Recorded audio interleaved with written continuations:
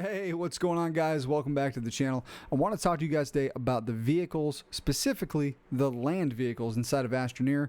We're going to go over the tractor, the buggy, the medium rover, and the large rover to show you guys how this will help with the resource gathering, research collecting, and overall just kind of make your life a lot easier when you're trying to explore those planets out there in the game. So let's hop on in and let's check it out.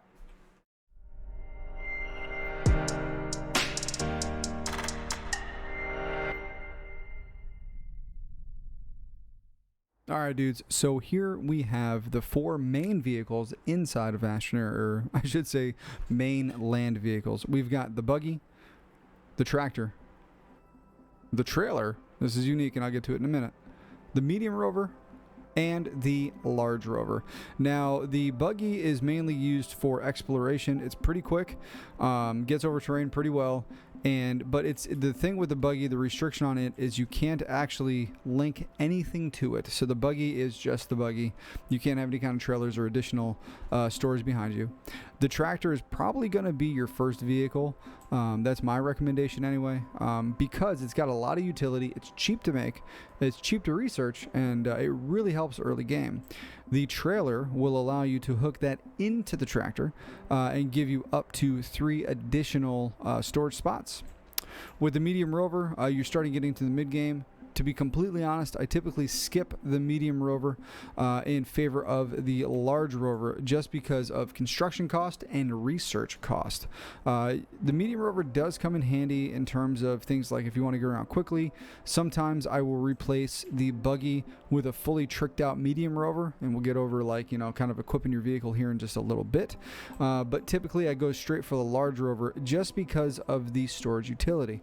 With the medium rover, you've got one medium slot as well as 2 small slots, but with the large rover you've got 4 large slots, so you've got a lot of storage. And if you hook a couple of these together, since they are reasonable to craft, you really can kind of get ahead and get around with the large rover.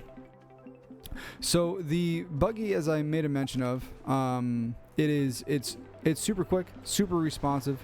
It's really good at just kind of getting around the planet and getting what you need done. The big drawback with the buggy is it only has the 2 storage slots on the back, which are these here.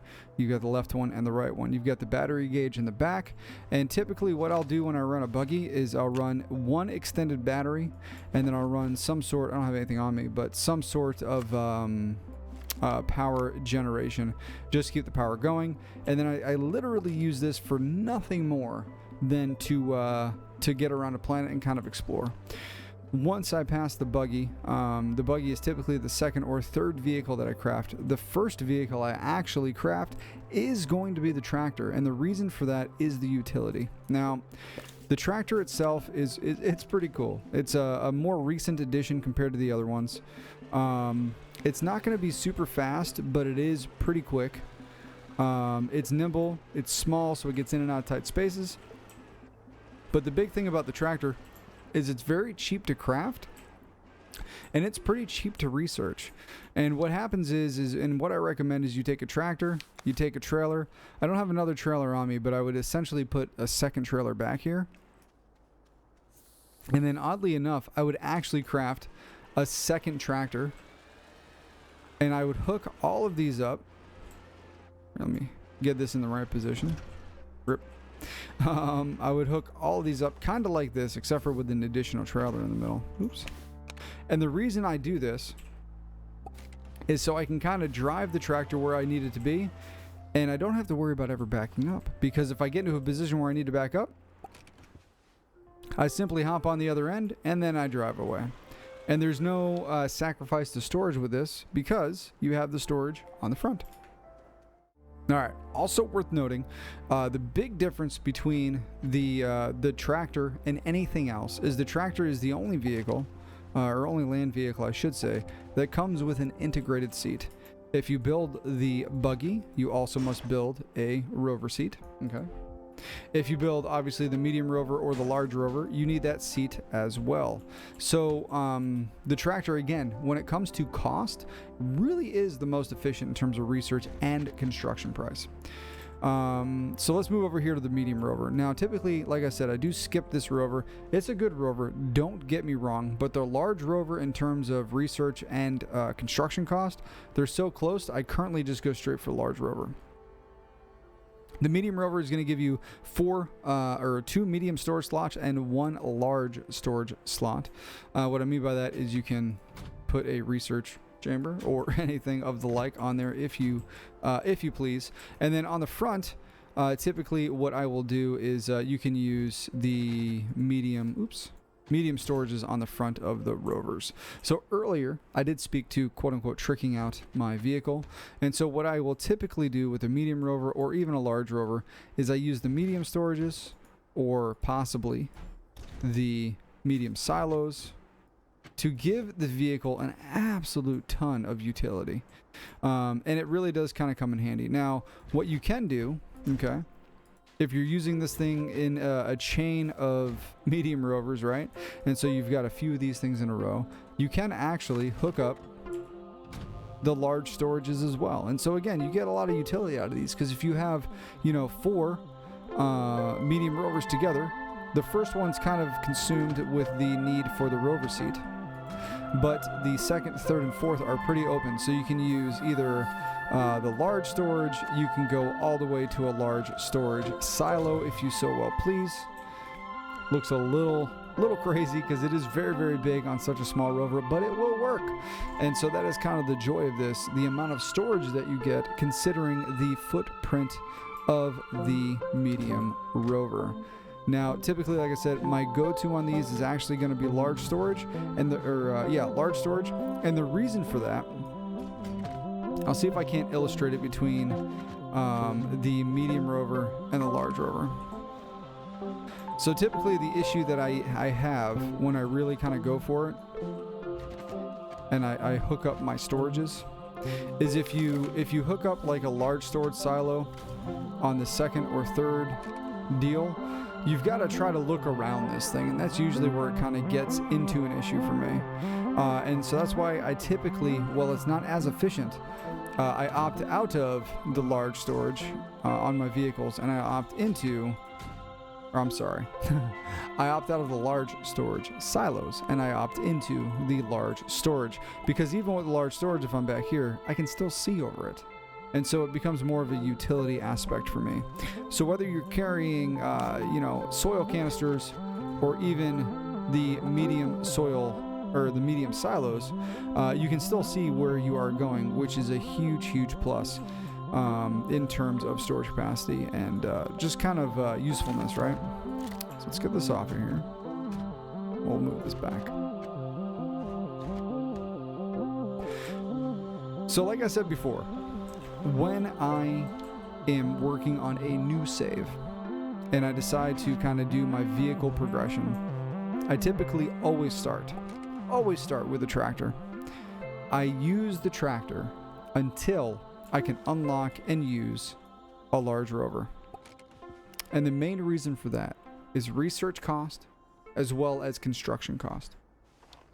I skip the medium rover, and I typically skip the buggy as well, because if I really want to explore, I disconnect the trailers, I take a medium storage, I throw it on the front of the buggy, I'll throw a battery, something to regenerate some power, and we're off. And like I said, it's a little bit slower, it's not nearly as nimble as the buggy, but in all cases, it pretty much gets the job done. Turning radius is obviously a lot wider, but I will use the tractor as far as I can in terms of where I want to go in my vehicle progression, right? And then once you throw some trailers on there, it just kind of gets better. Once I'm done with the tractor, like I mentioned, I go into the large rover. Now, the large rover is great. I cannot stress this thing enough because it's got a ton of storage.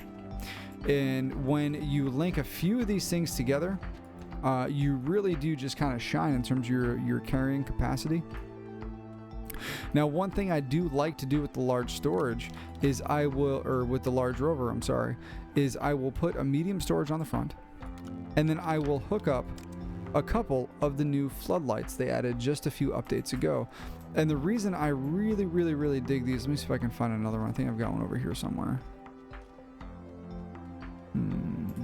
I know it's around here somewhere. I just saw it not too long ago.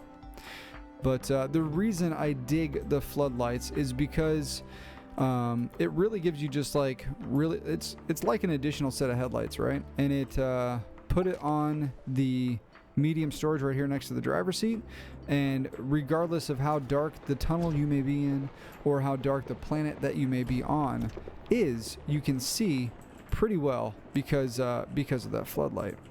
Now, once you take into account the ability to hook 4 large rovers together, possibilities are almost endless. I'll run shredder builds, if you will, where I run a couple large shredders as well as some large silos. That's how I got all of this scrap. You can run it to hook up a bunch of research if you want to run the large silos and then put medium silos on the side of them. It gets pretty crazy with the amount of storage capacity that you can actually have on top of these large rovers. So yeah. So again, in short, I know this was kind of a longer video than I wanted to make. I always start with the tractor, skip everything else. I go straight for the large rover after the tractor has been built, and then I usually backfill with the buggy. And then if I have the need, I'll go ahead and build a medium rover. The medium rover will typically come in, we're getting in a little bit of space exploration, will typically come in when I need something small and cheap to fit on a shuttle to get to another planet. But if we're talking about Silva, the starting planet, I almost always start with the large rover as my second build and the tractor as my first. So yeah, so that's really about it, guys. A couple other highlights about the vehicles that I don't think I covered. On the side of the vehicles, you've got the yellow battery bars. These will indicate the battery level for the vehicles themselves.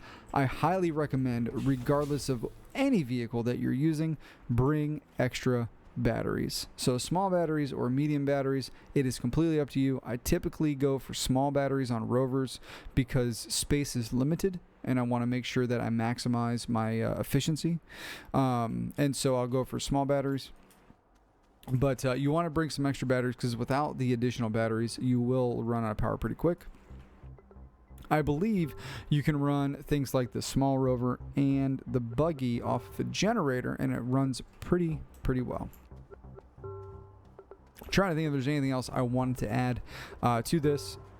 Outside of the floodlights, I do typically use work lights as well. I will put these at different places on the vehicle just so as I'm out in the environment crafting and gathering and doing all sorts of things, I can see what I'm doing.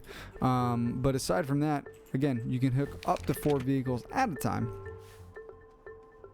Make yourself quite the nice rover train and really just kind of take advantage of the power and the utility and the carrying capacity really to your advantage. So we'll be doing another video, guys, on when I talk about the paver and the drill and how to kind of make your own roads. But these are kind of the basics of vehicles, so hopefully you guys enjoyed it. As always, guys, if you did enjoy it, please feel free to like and subscribe, and you guys can catch me on Twitch 4 or 5 days a week over at twitch.tv/Carto. As always, dudes, thank you so much for hanging out. I appreciate your time. Be excellent, stay humble. I will see you on the flip side. Peace out.